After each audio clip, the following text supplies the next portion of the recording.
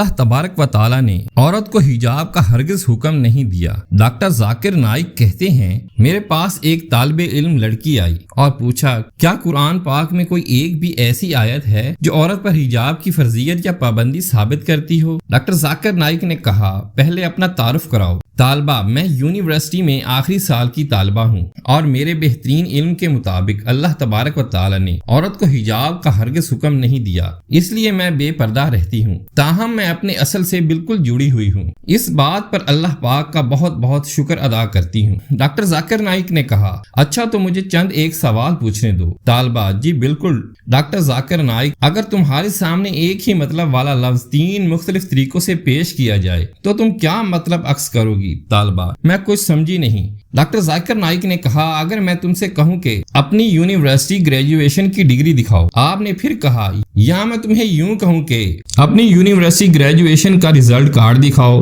آپ نے پھر کہا، یا پھر میں تمہیں یوں کہوں کہ اپنی یونیورسٹی گریجویشن کی فائنل رپورٹ دکھاؤ، تو تم کیا نتیجہ عکس کرو گی؟ طالبہ، میں ان تینوں باتوں سے یہی سمجھوں گی کہ آپ میرا ریزلٹ دیکھنا چاہتے ہیں، اور ان تینوں باتوں میں کوئی بھی بات تو ایسی پوشیدہ نہیں ہے جو مجھے کسی شک میں ڈالے، کیونکہ ڈگری، ریزلٹ کارڈ یا فائنل تعلیمی رپورٹ سب ایک ہی بات کی طرف اشارہ کرتے ہیں کہ آپ میرا ریزلٹ دیکھنا چاہتے ہیں۔ ڈاکٹر ذاکر نائک، بس میرا یہی مطلب تھا جو تم نے سمجھ لیا۔ طالبہ، لیکن آپ کی اس منطق کا میرے حجاب کے سوال سے کیا تعلق ہے؟ ڈاکٹر ذاکر نائک نے کہا، اللہ تبارک و تعالی نے بھی قرآن مجید میں 3 ایسے استعارے استعمال کیے ہیں جو عورت کے حجاب پر دلالت کرتے ہیں۔ طالبہ نے حیرت سے پوچھا، وہ کیا ہیں اور کس طرح؟ ڈاکٹر ذاکر نائک، اللہ تبارک و تعالی نے پردہ دار عورت کی جو صفات بیان کی ہیں انہیں 3 تشبیہات یا استعاروں، الحجاب، الجلباب، الخمار سے بیان فرمایا ہے، جن کا مطلب بس ایک ہی بنتا ہے۔ تو تم ان 3 تشبیہات سے کیا سمجھو گی؟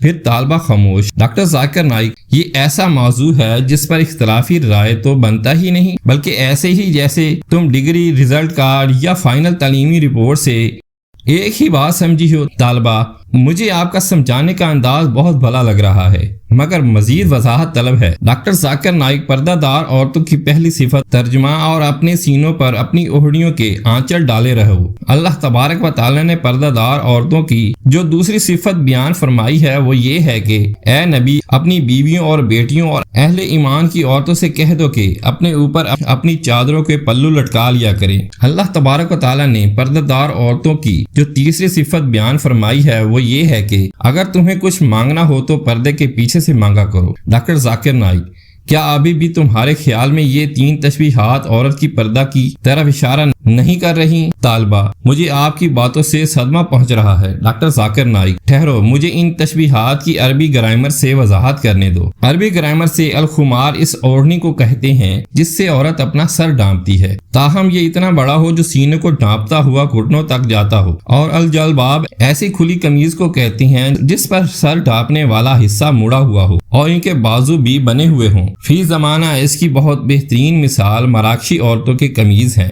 جس پر ہڈ بھی بنا ہوتا ہے، تاہم حجاب کا مطلب تو ویسے ہی پردہ ہی بنتا ہے۔ طالبہ، جی میں سمجھ رہی ہوں کہ مجھے پردہ کرنا ہی پڑے گا۔ ڈاکٹر ذاکر نائک، ہاں، اگر تیرے دل میں اللہ اور اس کے پیارے رسول صلی اللہ علیہ وسلم کی محبت ہے تو ایک اور بات جان لے، لباس 2 قسم کے ہوتے ہیں۔